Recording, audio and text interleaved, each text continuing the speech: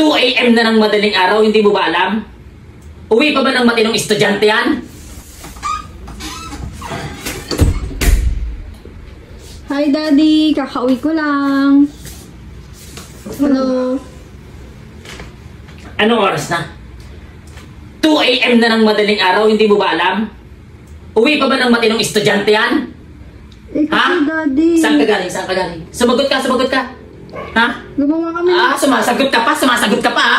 Saan ka galing? Sabi mo sumagot. Saan ka galing? Gumawa kami ng project ng mga classmates ko. Project?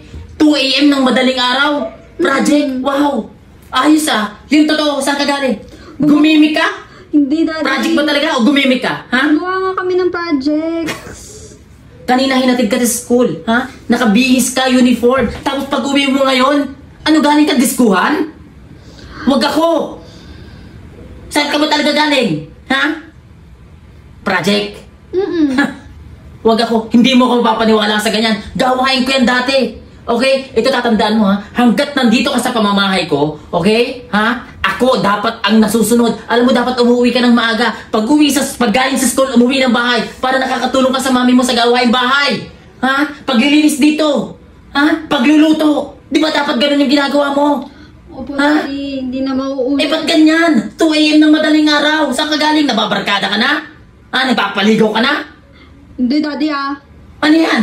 Gumawa lang kami ng project. Sige na, Daddy. Hindi ko na uulitin. Huwag ganun. Sorry na, hindi ko na uulitin. Mari, Joseph.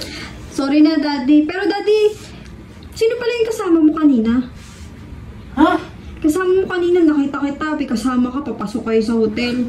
Sa hotel? Oo, kinawayan niya kita. Hindi mo nga ako nilingon eh. Hindi kita nilingon? Oo, tinatawag kita eh. May kasama kang babae. Pasok kayo sa hotel, nakaakabay ka pa. Sino ba yun? Huwag mo sabihin sa mami mo, ha? Mayayari ako. Gutom ka ba? May gusto ka bang kainin? Ihahanda ko. Wala, Daddy, kumain na kami. Gusto ko na magpahinga. Sige, magpahinga ka na. I-ready ko yung higa mo. Itigil mo na yan.